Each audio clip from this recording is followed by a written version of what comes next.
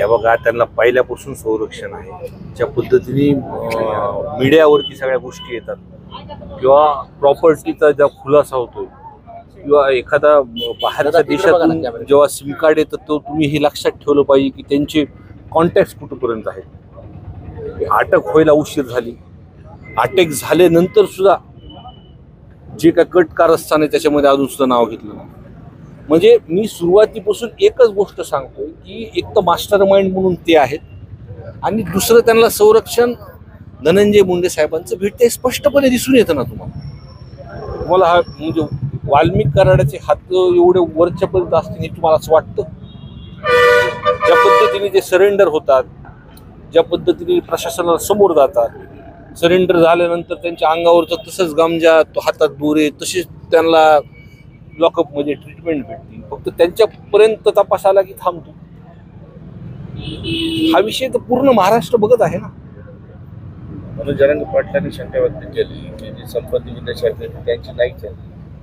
काय मनोज जरांगे पाटील म्हटले की यांची जी संपत्ती विदेशातली आहे ती त्यांची ऐपत नाही विदेशामध्ये संपत्ती खरेदी करावी. सरकारमधला बडा नेता पर्यंत हे सीडीआर मोबाईलची सगळी तपासली त्या कालावधीमधले ते सीडीआर तपासली ना सगळं काही लक्षात सगळं.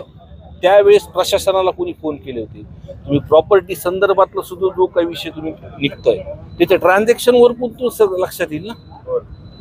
आरोप करण्यापेक्षा जर तपास त्या दिशेने व्यवस्थित घेऊन गेले, तिथे दिशा व्यवस्थित ठेवली, सीडीआर तपासले, ट्रान्झॅक्शन तपासले, तुम्हाला कोण त्याच्या मागे आहेत वरच हस्त लगेच लक्षात येईल कोण आहे. आधी नोटीस दिली होती ईडीची एंट्री व्हायला पाहिजे आता या संपत्तीच्या आकड्यावर.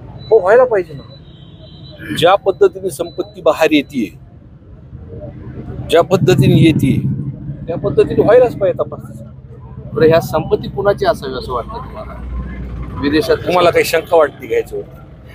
मी तुम्हाला म्हणतो ट्रान्झॅक्शन बघितले सगळ्याच गोष्टी लक्षात येतील तुम्हाला. आणि तपासामध्ये सुद्धा ज्या पद्धतीने त्यांचं वाल्मिक कराडचं नाव आल्यानंतर तो लगेच वेग कुठतरी थांबलेला दिसतो किंवा VIP ट्रीटमेंट झालेली असते. हे तर मी पूर्णपणे उघडपणे बोललोय की तर मंत्री महोदयांचं वरद हस्त त्यांच्यामध्ये आहे. त्यांना पैशात आर्थिक याच्यातही ट्रान्झॅक्शन वरती कळून येईल. ते थर्मल प्लॅन जे आहे पळवीतलं त्यातले अनेक अधिकारी आता बदल्या करून घेतात. 12 अधिकाऱ्यांनी अर्ज केले आमच्या बदल्याला. काय वाटतं याचं?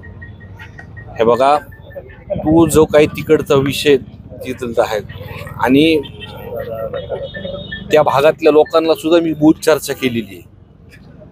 आणि जे व्यापारी असतील ते लोकांमध्ये म्हणजे ते भयभीत झालेत या विषयामुळे. आज पहिल्यांदाच कोणतरी पुढे येऊन तिथं आज बोलतात या लोक.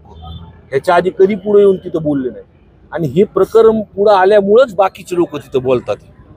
म्हणजे एक ते सुद्धा न्यायाची वाट तिथं त्या लोकांची मागणी आहे की या पद्धतीची जी काही चालू आहे ते बंद व्हायला पाहिजे. शेवटचा प्रश्न सापडत नाही,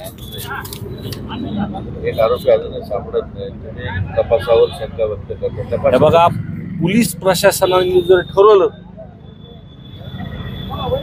तर कुणालाही अटक करू शकतात. मला एवढं चांगलं मला माहिती. शेवटचा प्रश्न, एवढं सगळं घडतंय, पळी 2 दिवस बंद होते, राडे होतात, सगळं होत आहे, मात्र मंत्री धनंजय मुंडे यावर अजूनही काही माध्यमांना बोललेले नाही, अजूनही ते समोर आले नाही. तुम्ही त्यांना विचारायला पाहिजे, हा त्यांचा विषय, त्यांनी उत्तर दिलं पाहिजे. बोलायला पाहिजे असं वाटत नाही. मीडियासमोर बोल, तुम्ही विचारायला पाहिजे. मी त्यांचं कसं विचारा ना सर. रेल्वेचा काय प्रश्न? ते आंदोलन करत आंबेडकरी विचाराचे आहेत. ह्याच्या आधी सुद्धा हा विषय तिथे झाला होता आणि त्यांचं असं म्हणणं आहे की सर्वांचं लोकांचं की इतर रेल्वे स्टेशन होईल तिथे डॉक्टर बाबासाहेब आंबेडकरांचं नाव द्या. आज त्यांनी 6 दिवस आंदोलन केलं. आज आम्ही सगळ्यांनी त्यांना बोललो, मी तिथं पत्र दिलेलं आहे. त्यांनी आज उपोषण त्यांचं मागं घेतलेलं आहे आणि पुढील बैठक सोमवारी आम्ही ह्या संदर्भात घेतोय.